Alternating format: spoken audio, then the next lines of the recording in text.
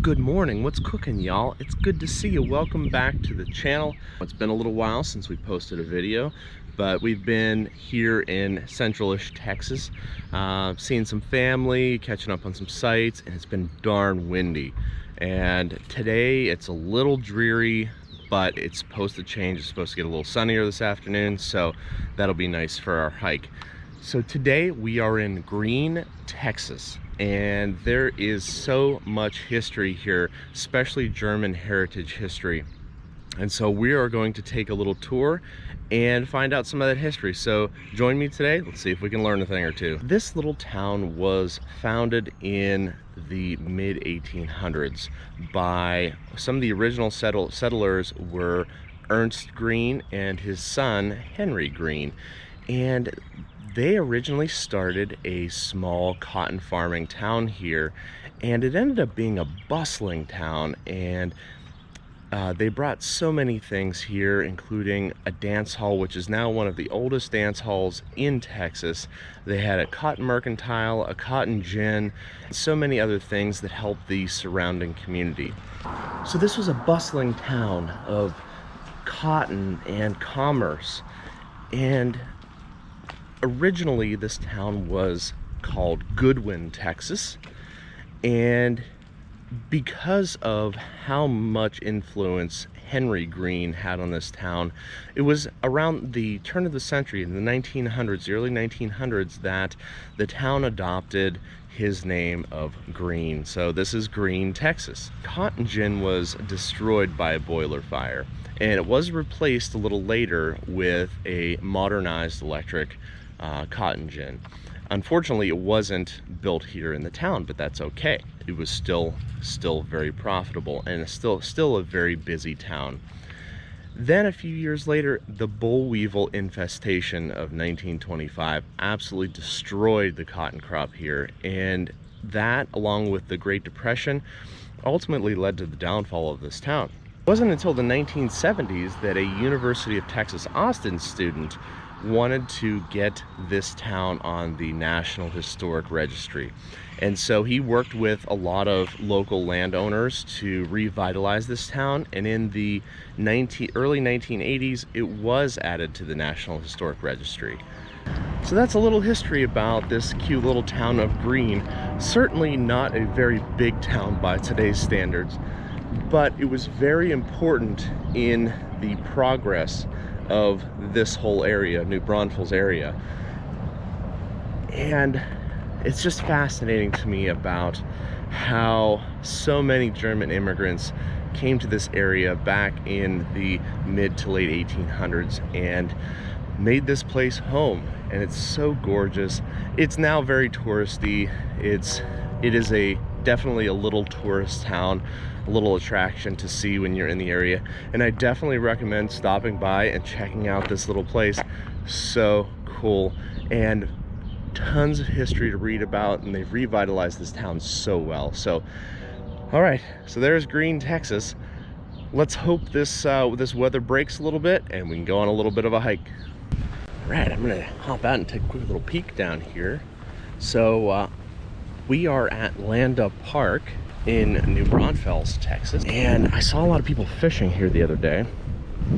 Not really my kind of place for fishing. It's a little busy, really, but worth taking a little look.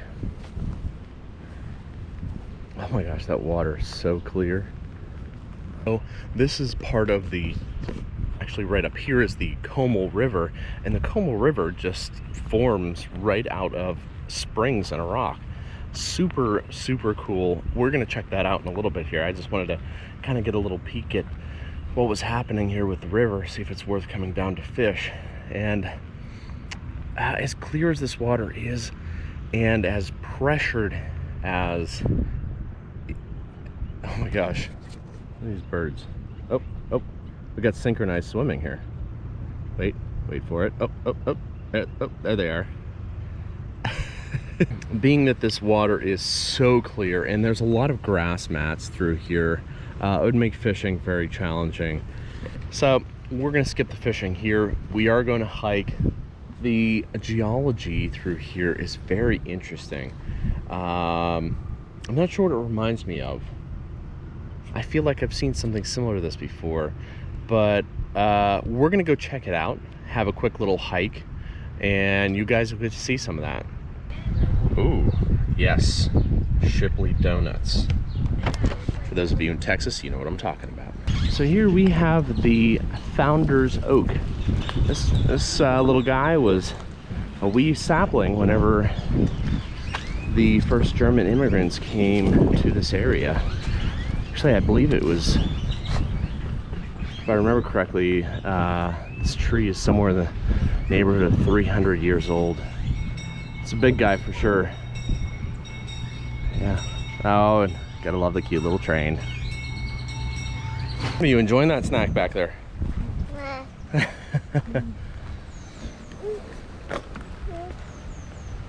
So clear.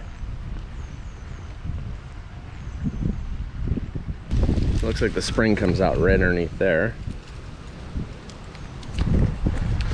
So fun fact is there are 5 springs here at the former site of a mission, which was quote unquote ill-fated, as many of them were. Yes.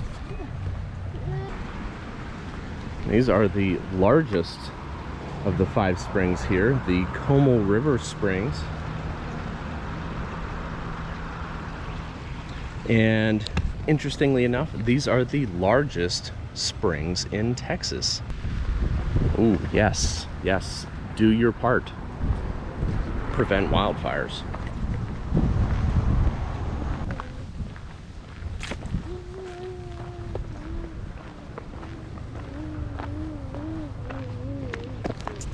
What are you doing back there? You humming along to the groove of the hike? Okay. So the trail we're doing today in Landa Park is Panther Canyon Trail, which indeed this isn't a cute little canyon. Kind of goes right through some neighborhoods. Like there's houses up on top of either side of the hill, but it's nice and secluded down here. And as breezy as it is today, boy, it's a toasty one here in this canyon where there's no breeze.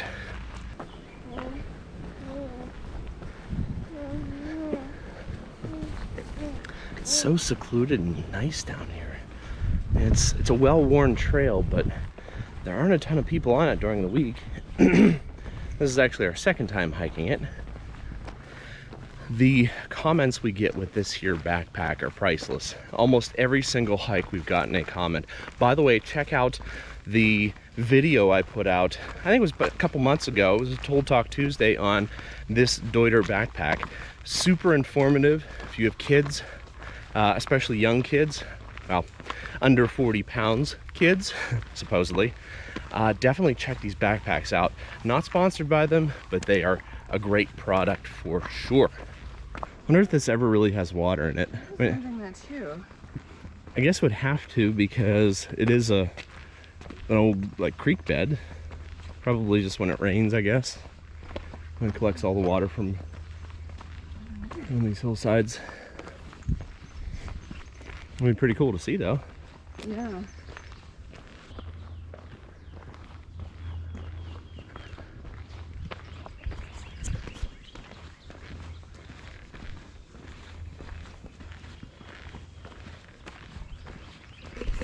All those beautiful birds, just they sound so wonderful. It's almost like this little piece of wild in the middle of a town. You can't even tell what's up at the top of those cliffs. So it makes this really, really cool hike.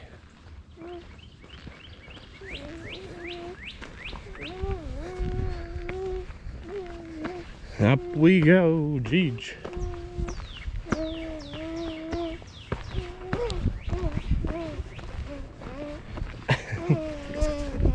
What are you doing back there? Being cute?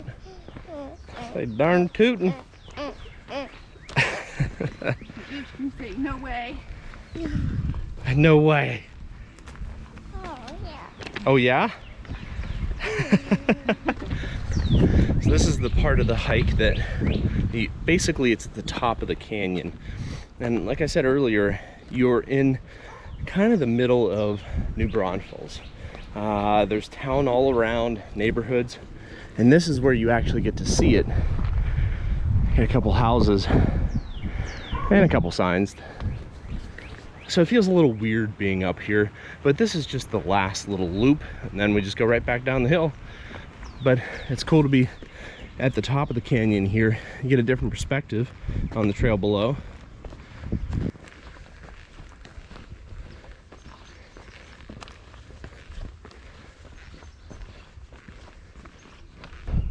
Some real good geology, real strong geology, Cheech. So there you have it. A little bit of history about Gruene and New Braunfels and this area where a lot of German immigrants came to first in Texas. Thank you very much for joining us. It's always a pleasure. Make sure to subscribe if you haven't already, and we'll see you guys on the next adventure.